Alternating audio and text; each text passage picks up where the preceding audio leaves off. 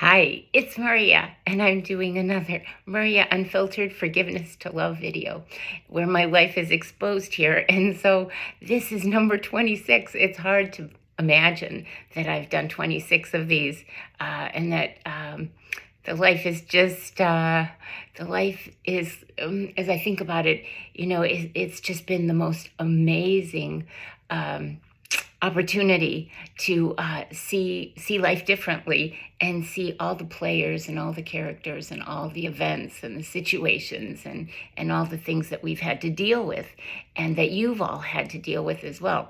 And so remember, this is about forgiveness to love. And as we do, this is page 9 of my forgiveness list. Oh my gosh. And so here we're going to talk about the air conditioning service guys and the Photoshop pictures that many of us have had our pictures just totally distorted. We look like crazy people. Or phone issues, Wi-Fi issues, changed passwords, issues with our CPA and tax ramifications of those issues, and hotels and even storage facilities. So anyway, here's a quote I'd like to share with you. And it's the only thing necessary for the triumph of evil is for good men to do nothing. And doesn't that make sense? And that's like so poignantly beautiful, or it could be beautifully poignant. It's just an amazing quote, I think, and I don't even know who to attribute it to because there's some controversy as to who wrote it. And so anyway, it's just kind of an unknown quote. But in any event, and it's true because when we sit back and do nothing, then basically we are condoning negative behavior, right? And we're actually enabling the corruptive influences on the planet to continue. And so that's what we are here to bring awareness to, right? And as more and more of that information gets exposed, because we see it, the dark is so well at camouflaging things and having illusions, bringing illusions into the play. It's almost like a big David Copperfield, show where nothing is real. And so yet when we dissect it and we see that, oh, I get it. That's why this happened, and this is why that happened. And so then we can put the puzzle pieces together. But instead, what they do is they kind of blow this big billow of smoke and fog. And so you can't see really what's going on. And so anyway, when we remember who we are and that we're standing firm, then we don't want sabotage in our experience, right? And I certainly have had my share, and I imagine that many of you have too. You might not even know it yet, but you will, hopefully by the end of this series. You'll know exactly what to look for. And so, gosh, I've had so much, I feel like I could write like the second War and Peace, right? Because there's so much information out there. And it really is our time to awaken, right? And it's it's kind of like, it's time for the crows. It's time, the roosters to crow, right? And it's wake up time. And and it's not just for like really spiritual people. It's not for even like I was thinking about this and I thought, how do I describe this? But it's just kind of like, it's not for just the organic vegans, right? Or the kombuchas or the tree huggers. I know some, because those of us who are really into nature and animals and the planet and the energies, everything, people like to make fun of us. And so, or off the grid people, or think of, can you just visualize, the bearded, ponytailed, older man, the morning yoga guy? They are really, it's amazing that they can be so agile and do yoga. And so, or the green tea club, or what is it, the sprouting walnuts, or the sprouting almond club. So there are so many people in various facets of life that don't have a spiritual bent to them, that are also victimized by a lot of the things that are just unknown to them. So they might be experiencing it, and yet their more rational mind might just say, oh, well, this is life on planet Earth, and it just happens, and it's just a coincidence, and there's nothing we can do about it, and we can't stop it, and we can't attribute it to anyone in particular. And yet those of us who have experienced this for years and years and years, and we have been told and told and told who's doing it and why they're doing it, then we have to stand up and we have to say, hey, this is not just a joke. You are not imagining things. This is real. And so when I talk about the AC heating guys, it seemed that wherever I was staying, it just happened to be that the AC unit or the heating unit shut down. And so I thought, okay, one place, two places, but every place. I mean, that was just too weird. It was a mystery for sure. It was, as some like to say, it was inscrutable, right? That's a good word. And so in retrospect, I wondered, if I could have ever known that my family would be doing this. I mean, it's so ridiculous. It's such an extreme, right? And it's one of those, oh my gosh, I can't believe this is happening again. Anyway, it was just too bizarre and kind of twisted sick, actually.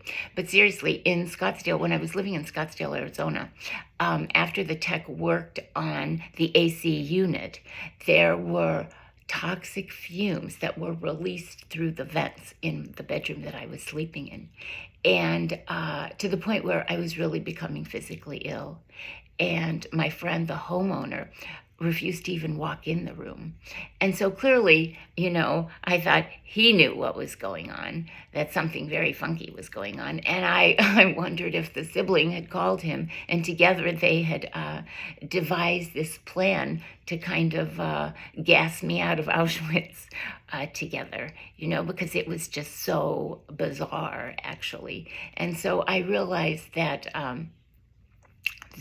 he had just become, he kind of sunk to the depths of being one of siblings' flying monkeys, right? We've talked about flying monkeys, and that is true in many psychological articles and things like that. They talk about the flying monkeys, and that's from The Wizard of Oz and the wicked witch of the West, who has these flying monkeys who basically are unconscious minions that actually do whatever they're told to do without taking responsibility, without even filtering it, without thinking about what it is they're doing or the ramifications of their actions, who they're hurting, why they're doing it. I mean, they just, it's kind of like a big brotherhood where they all just kind of go, I don't remember what TV show did they have, like when I was a little girl, and I don't know if they wore those hats, with like the big horns or something, and they were all in, no, not elks, I don't know what it was. Anyway, it was just some kind of a club, and they all, they all just kind of did whatever they were told to do, whatever everybody else did. And so I thought that's what my life has been like for many years, because wherever I'd go, it would be the neighbor, or it would be the son or the daughter, or the relative or whatever, who would just start, just following and doing really crazy things. And so anyway, I had to leave that home in in Arizona, and I ended up walking the streets with no funds, and I was terrified. And so, when you're beyond scared and you're all alone, and I had no one to call. I had no one cared, and as I would step back and I'd think, how did things deteriorate to this level, to this depth, actually? And so, and then I realized that even while I was at this home, living a beautifully comfortable life, I was just writing the whole time, writing and doing videos and working on my books and things like that. And so I realized that I had been set up even while this was all happening. Excuse me, because suddenly the son, who was an adult, I don't know how old he was. I think he was in his late 20s or something. Anyway, all of a sudden he got a huge cash offer, like of $200,000 or $300,000 cash on his little townhouse that was kind of a mess anyway, and it wasn't even on the market. But guess what happened? All of a sudden, he called and he had to move in, so with his dad. And so that was more of a clue that, in fact, that was another flying monkey that came. And then I realized that it was actually my money that was paying him, so he'd move in with his dad where I was staying. And so once he arrived, he started opening the windows at night, the sliding glass doors that led to the pool. And he would open those and he'd unlock the doors. And a lot of this happened after I had gone to bed. And when I'd wake up, I'd see that they were open and things were just kind of weird. And then he began messing with the food. Or maybe he opened the door and the other people started messing with the food. In any event, it went to the point where he refused to even taste any of the food in the house at all. And so it became so obvious that I decided to cook his favorite meal. And even if he had just stayed in his room all day, he said, "Oh no, I've just eaten. I don't want it tomorrow, but save it and I'll have it for lunch tomorrow." And so guess what? The next day I would ask him if I could warm it up for him. And he'd say, "Oh no, I'm meeting a friend for lunch." So he'd leave, and then his father and I would eat it, and oh my God, we'd feel so sick, and we'd have abdominal pain, and it's kind of like the pain that I have now, which is abdominal pain, and all of a sudden I get hot flushes. They're not hot flashes. I don't get those anymore. But there's hot flushes. It all of a sudden feels like, it's almost like a niacin flush, actually. And so it feels kind of like your organs are on fire and they're burning up inside of you. And then sometimes I go from that extreme to just having chills. And then I thought, and it was during that time that I actually went to see a doctor about it. And they diagnosed, on an ultrasound, that I had 5 cysts spontaneously. I never had them before. And they came out of nowhere. And so it was like my, whatever chemicals, whatever poisons they were this guy was putting in the food, or siblings, creepos, or whoever. It was like it was like my insides were being fried, or when I'd eat something that I know was tampered, all of a sudden my hands would ache. And so, they'd think, oh, it's a carpal tunnel or something like that. Well, no, it's not both of them. And it doesn't just happen spontaneously after a meal. And then other, they can be cardiac issues, in fact, especially if they are joined with chest pain or neck pain or difficulty breathing, shallow breathing. So anyway, I'm, you can think I'm just kind of rambling. Well, I probably am rambling, but I am telling you this because just because your hands ache, you are not necessarily arthritic, and you are not necessarily a candidate for carpal tunnel surgery. There could be other explanations for your feeling this way. So explore and leave no stone unturned. If you think that someone might be sabotaging your food, you very well may be right. And so that was that. And in another instance, I realized that when I was in Oregon, we were talking about the AC service guides. And so when I was in Oregon, lo and behold, the air conditioning stopped working. And so he called his serviceman.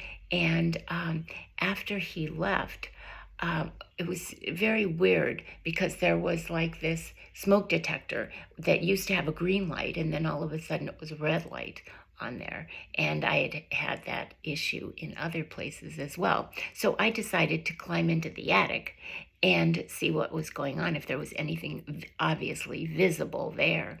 And sitting on top of the air conditioning unit was this huge box, and it was of a home monitoring system.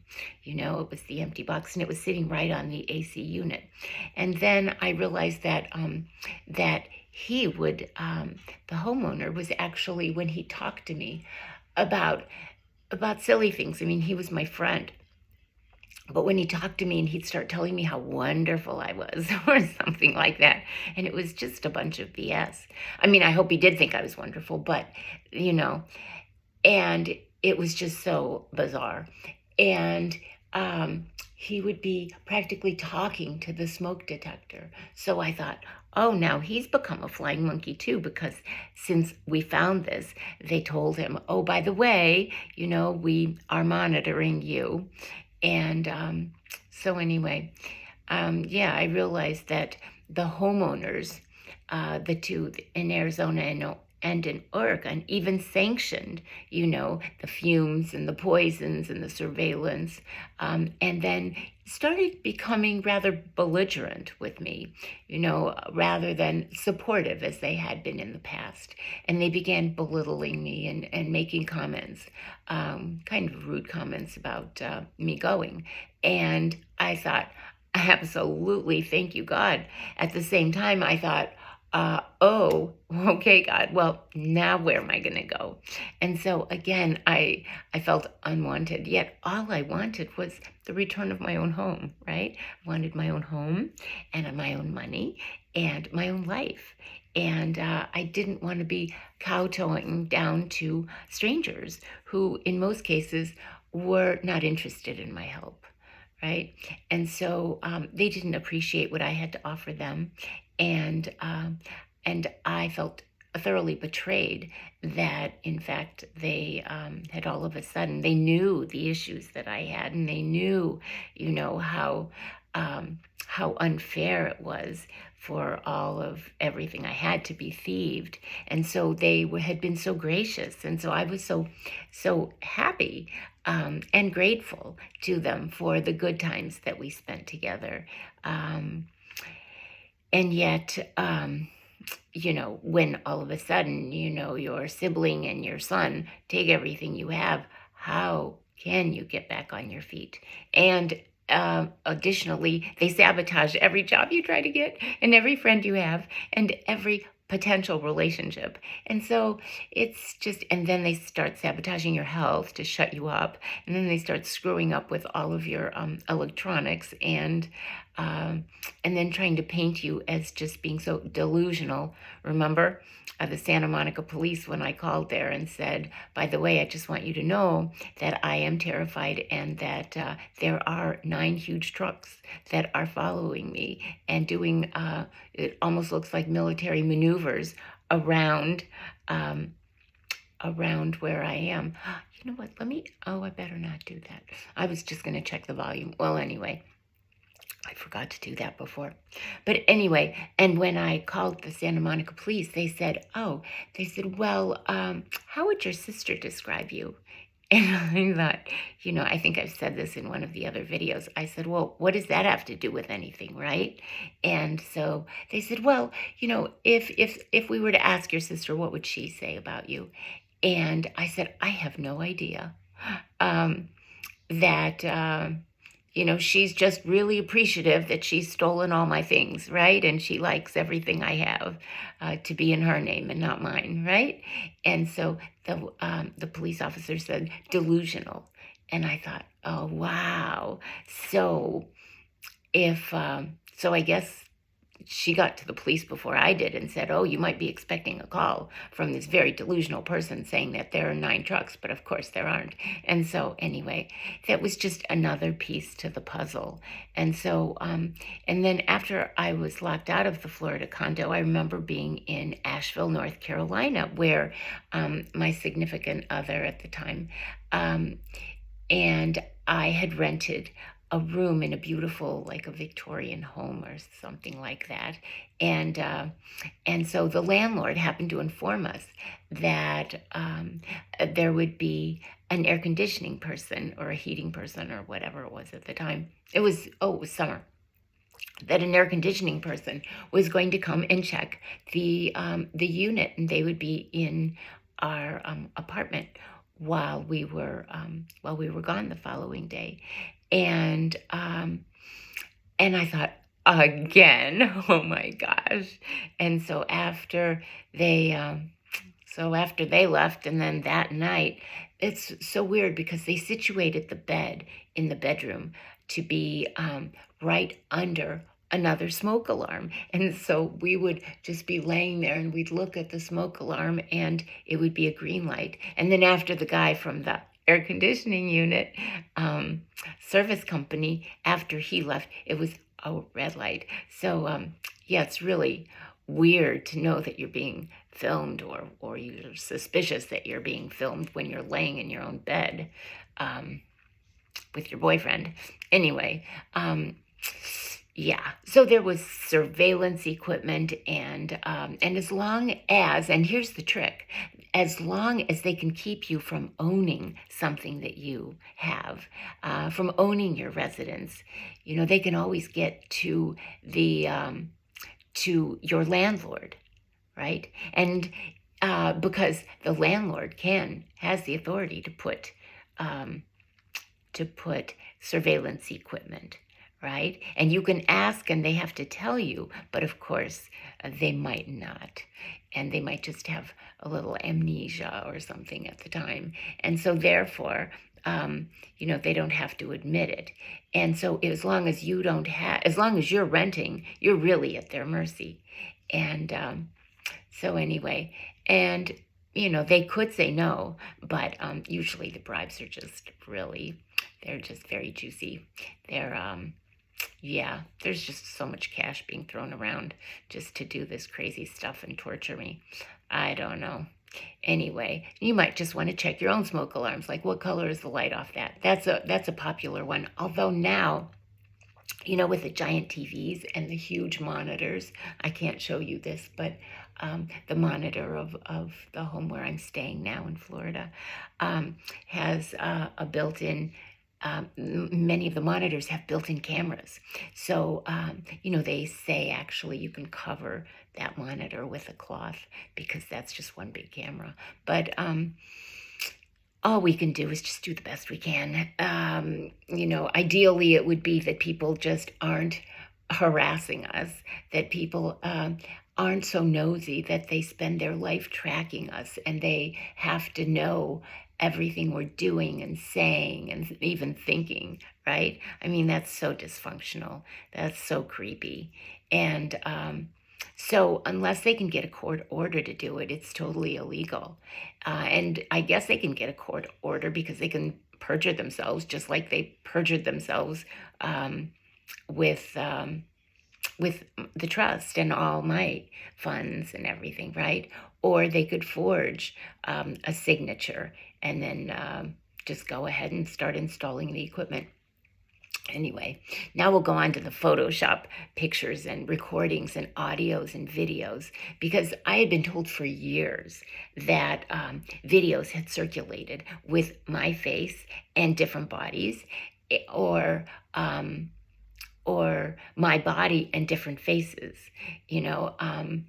And they'd be taken in different places, in different environments, in different surroundings, with different supporting actors.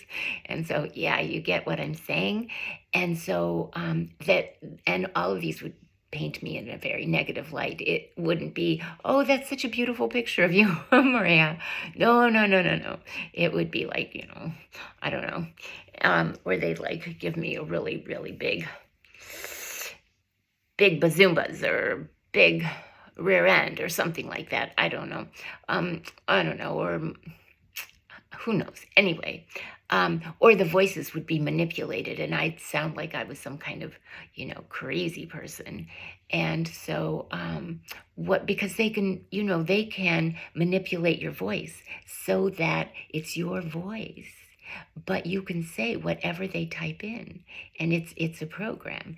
And so whatever they're trying to frame us for or blame us for, they can actually, there are ways for which they can do this. And so that's what's really frightening, because when this technology, that on the one hand is so wonderful, but when it is in enemy hands, when it is in the hands of those who are simply destructive and who want to cause pain and sorrow and anguish and heartache to others, it's just so twisted. And so anyway, so that's that part. I didn't know if you knew that they could use your voice and play a recording, and people will swear that it's you talking, and you can be saying the craziest things on the planet. But in fact, they can do that. They just type it up, and your voice speaks it. Anyway, and then in terms of like the phone, I never could understand how hundreds, if not thousands, of people, it's just so bizarre, had cloned phones of mine, where not only could they see my emails and all my messages and hear all my phone calls, but in fact, they had like everything. They had times, they had dates, they had everything. And I knew that they were using a different account, because sometimes when people, when I would go into a service provider, and or I'd make a call on the phone, and I'd say, I have a question about my phone, they'd say, oh, are you somebody? And I'd say, no, my name is Maria. And so they'd say, oh, so I knew that actually there were two names on my account. One was the person who, I guess, had one cloned phone, or maybe he got 100, or I don't know if the account was in his name. And in fact, on one of the receipts I got, it showed that his name was Berkeley. And I thought, oh, that's really weird, because that was the name of, I think, my sibling's son, school or something like that, or some camp he went to. I don't know. Anyway, I thought that was just very weird. So, yeah, people have access to virtually everything we have. And so, when people do that, not only are they pathological, which is really crazy, but they're pathological and extremely dangerous as well, because they're not playing with the full deck, and it's all about it's very warped. People want to hurt others, which for most of us is just, it's hard for us to even kill a fly, right? And so to think of hurting another human being is just beyond what we can possibly stomach. Certainly I've gotten to that point. And so, let's see, what else can I tell you? Or where I would be living, all of a sudden they'd have service interruptions in their cable, or in their, yeah, in their internet or something. So that might require a physical visit. They couldn't, sometimes they can do it, over the phone, and they can check different things. They tell you to unplug the router and plug it back in, but sometimes they have to actually come. And so I never knew if they were updating the surveillance equipment, or they were changing the settings, or they were finessing the monitors, or if we're calling if we're calling like for help on our computers, when they pass you off. For my phone, they pass me off to a senior advisor, right? And it seemed like sometimes these people, rather, I felt that they were breaching my security as opposed to securing it.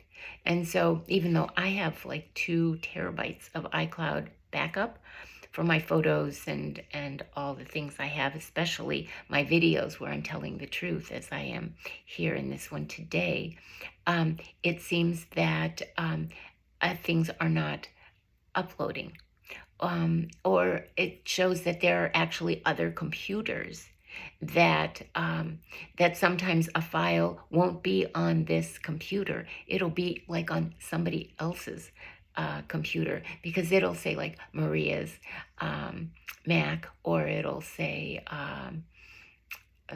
M's Mac, or it'll say something else. Anyway, it will have different names for it, which that is just so wrong. I mean, that's just horrible. Anyway, and so they can actually block what's being saved. And so, and they have full control of it, right? And they can delete, they can add, they can edit. So if you write a document and they don't like something that you've written, they can just go ahead and edit it. And that is so criminal. And so sometimes we think, oh gosh, maybe it's a software problem or something. Well, could be, but it could be some creepo that has gotten on to your computer. They've accessed it.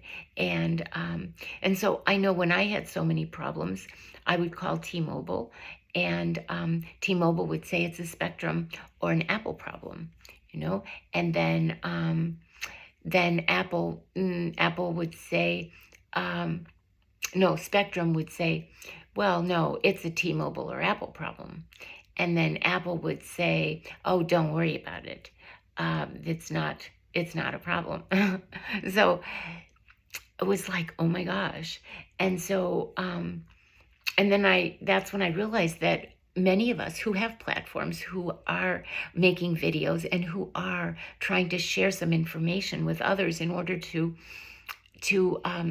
make you aware of the things that we've gone through, and so that you don't fall into the same trap, so that you are more awakened. I wish someone would have told me this stuff like a long time ago. I've been dealing with this garbage for over 10 years. Well, and longer, far longer than that. But in terms of my having moved to Florida originally, but in Chicago, I had also, experienced a lot of this too. But so I know I'm giving you just some examples of how I've been manipulated and led astray, and how truth tellers, we have been suppressed in favor of keeping the collective unconscious, right? And unaware, and even unawake, right? And so, I guess that sometimes people want to ignore their conscience, and because life on planet Earth can seem so challenging at times, right? That we just want to go, no, I don't want to hear anymore. I'm going to pretend that it's not this way. And so, yeah, that would be wonderful. But again, what was the quote I shared at the beginning, which was, the only thing necessary for evil to triumph, or for the triumph of evil, is for good men to do nothing. And when we see this going on, it is our responsibility to share this information and to make others aware of it as well. And so, and the other thing I wanted to mention is, when it says, when we try to get on something and the password's changed and you think, oh, I just forgot it. But yet, maybe you didn't forget it, but maybe where it says forgot password, maybe somebody else has clicked that, changed the password, and there you go. And then you go to get on and you can't, because supposedly you had forgotten your password and you reset it, and yet it wasn't you that reset it, right? And so you're precluded from accessing even your own accounts. And I think I told you about that. I told you about that and my credit info in number 25. And also, in terms of storage, I told you that the locks, my combination locks, well, they weren't really like combination, not the round ones, but they were, like they had different numbers that you could, maybe there were 3 little dials, and so you could change them that way. So if it was 1, 2, 3, the first one would be 1, the second one would be 2, and the third one would be 3. And so it would be a lock like that. And it wasn't like, go right 12 times and then go left. And so anyway, what would happen is, I think that they couldn't get into my units. And so what happened is they would just cut them off. And then they would go and buy the same locks and then put their locks on with combinations that only they knew. Because you can find these locks. They're all the same locks, right? And no matter how sturdy they are, you can find them at all the hardware stores and things like that. And so, and then I would open it up and I would have to pay someone to come in. And so in Arizona, my locker, my storage unit, had been burglarized, and things were all over the floor, and whatever was kind of, not important was on the floor. My, I think I had like 16 wigs or something like that, and tons of props and things that I used for my video on mariahaiti.com. And so I lost all that stuff. And so I really had to kind of abandon that part of my career, which I was so excited about. I thought it was, I loved doing it, and I loved sharing those spiritual messages in kind of a really fun way. But also, sometimes I went to one storage. Well, that was at ExtraSpace storage that it was stolen. And then I had used a public storage in California, and that one, I couldn't get in that unit either. And I went to the front desk because that was an indoor unit. Well, yeah. And they said, oh, well, and I said, you know what? If they bring up clippers, the lock is so close to the door, I don't want them to scratch your door, the door to the unit. And so they said, oh, no, don't worry. He knows exactly what to do. And I thought, oh, wow, he's probably the guy that came and torched mine off, right? And then put this other one on. And so I had to pay, it was like over $300 or something like that for this guy to come out. And he had like this blowtorch, and he torched the lock. And then inside, I just pulled my stuff out. But then I had to, have a friend just kind of break open the locks because they were all changed. But it was just so crazy, And so anyway, also, I had a CPA. He was a tax person and a tax expert, since I know nothing about taxes. And so anyway, it was during the defamation judgment, and so he gave me some advice that really screwed me up. And I realized there was some trickery going on there, because that his advice led to the IRS putting a lien on my property, and that just was so uncalled for, because he should have known better, right? And so, and then also, I never got the mail about that the IRS was contacting me because the sibling or the son had forwarded all my mail to the ex's address, or maybe the ex forwarded. Anyway, the three of them were all in cahoots working together. So it was probably the siblings, and she was the only one in Florida. Yeah, so that happened there. And in terms of like the hotel staff, which I mentioned in number 25 and in others, where the rooms, were strategically positioned, located near an exit door so that, guys could just come in while I was gone, or hopefully not while I was in there, right? Or across from a service closet where the maids would be in and out, and the housekeepers. And they'd enter, even though I had do not disturb signs, but they wanted to let me know that they had entered. So they would like make the bed or move some things around.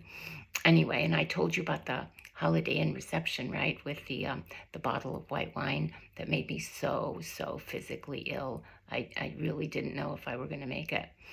And so, and then, in one of those hotels, I went on Priceline and I was trying to book a room for the next night. And so the night that I was doing this was my daughter Melissa's birthday, and it was the 5th of the month. And so I tried to book it for the 6th because I was already there on the 5th and it was evening. And yet as soon as I tried to book it on the 6th, someone who was obviously had a clone of my phone switched the date to the 5th. So, and then it all of a sudden went through and said confirmed or something like that. So I then had 2 non-refundable tickets, reservations for Melissa's birthday, the night of Melissa's birthday, which again, it could have been any other mistake and I would have taken responsibility for it. And yet it was a holiday. And, as I've said so many times, the dark likes to just, do all these horrible things just to irritate us. And God forbid, do really horrible things as well. But because it was my beautiful daughter's birthday, I knew that there was some trickery involved. And anyway, it's just sad that people are so malicious, and just like to cause pain. Anyway, let's see. And the other thing was, I booked a room. This is because I had no home. And so, well, I still have no home, but I had actually borrowed some money. And so for a while I was staying in some motels or hotels because I didn't have any place else to go. And I didn't have credit, so I couldn't really have an apartment. And I couldn't even, at times, I couldn't even have a home, a car.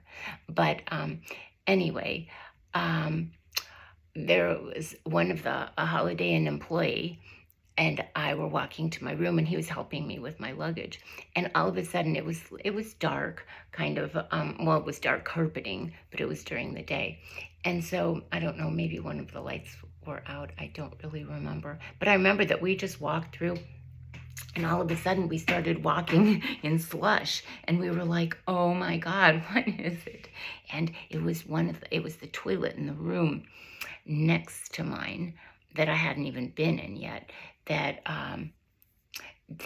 all of a sudden was, I guess, gushing sewage into the hallway. And so our shoes were wet.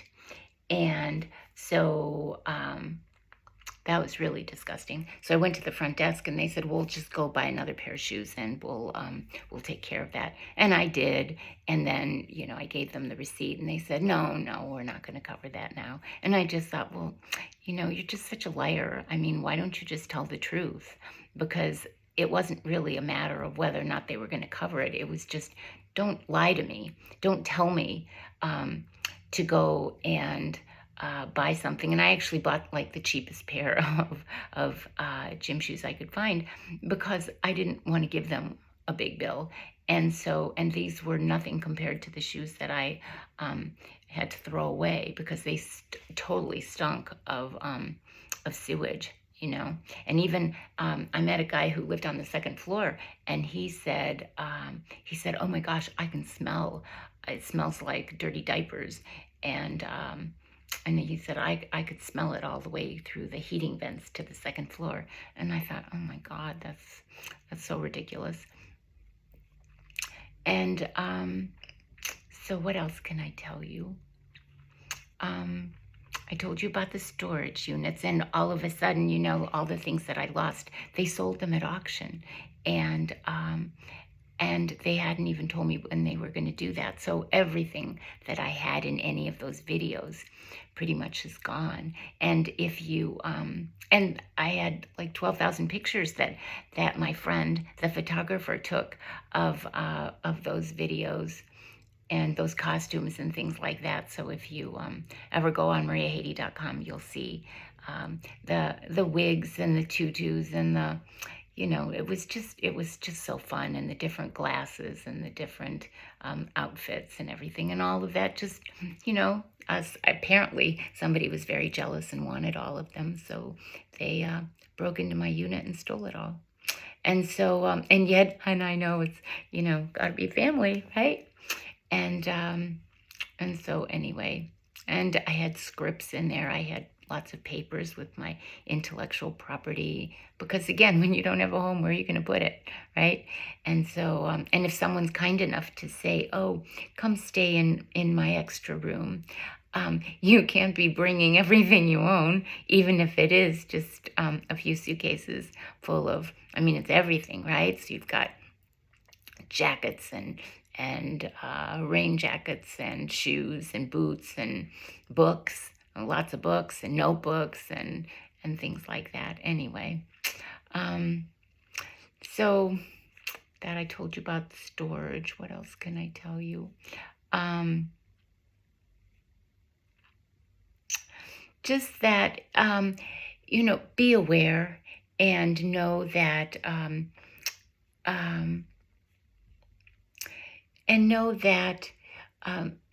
the whatever happens always comes back to the sender.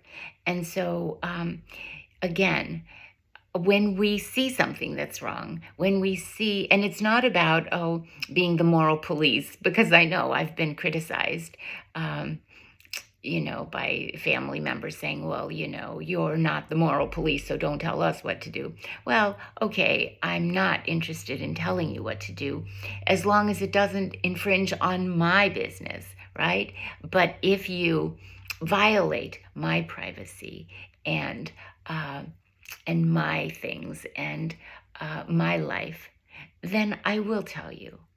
And I can honestly tell you that a few years ago, I didn't, and I couldn't, and I wouldn't, because this is my family, and I really didn't want to cause waves, right? And yet now, that's the beauty of kind of transforming when you are faced with so many challenges and so many obstacles. And so you realize that you really have changed, and that you've taken your power, and you're not the same person. And so if there was someone that you had dated or you knew, or that was a good friend of yours or whatever, 10 years ago, and all of a sudden, you know, they came back into your life, they might not even recognize who you are, right? And they certainly wouldn't recognize your behavior, because we have changed so much. And it is through our suffering, and it is through the adversity that we have experienced, that we have gone through, that all of a sudden we are no longer the chrysalis, the caterpillar. We have become the butterfly, or at least we're on our way. How about that? And the more that we are able to love ourselves and forgive ourselves for all those times when we didn't stand up for ourselves, because I think that's really a big issue, is that for many of us, when we retrospect and we say, oh my gosh, how did I really allow this madness to overtake my life? And so we can really we can really castigate ourselves. And yet, we're not here to cast aspersions on ourselves or on anyone else, right? We are here to forgive ourselves. And and as we forgive ourselves, then we love ourselves, right? And we love ourselves when we forgive ourselves. And only then can we forgive others. And then we can love others, right? And so it's really this wonderful circle. You can go 360, right? And so, well, yeah, that's what it is. But we go 180 because we've changed who we are. It's like the pendulum swings, right? And we go from 0 to 180, and it just goes back and forth and back and forth. And so we have gone from a place of being unempowered to becoming empowered and self-empowered and taking care of ourselves. And so on that note, I'm going to say goodnight to you. And I am so grateful for you being here. And, if the sibling wants to limit my viewing audience, there's nothing I can do about that. But for any of you who actually are able to see this, if you would like, share, and subscribe. I don't even know. I just hear people saying that. I don't even know if you can do that on my channel, because I don't really know many people who have actually been able to see any of my videos. I think there are 2 people I know. And the other day, I had just posted one and somebody said, "Oh, here it is." All of a sudden I see it. And I said, "Oh, I just pushed publish." And then all of a sudden we were looking through it and he was going to play it and it disappeared. And so we were looking and looking and looking and it just totally disappeared. So apparently I didn't meet the snuff test. I had spoken too much and I had told too much information, right? But the information that I'm telling you is for your best interest. I want you to protect yourself. I am so impassioned for you to take your power and to be the very best version of yourself. And so on that note, I just want you to know that I love you and I thank you so much. Good night.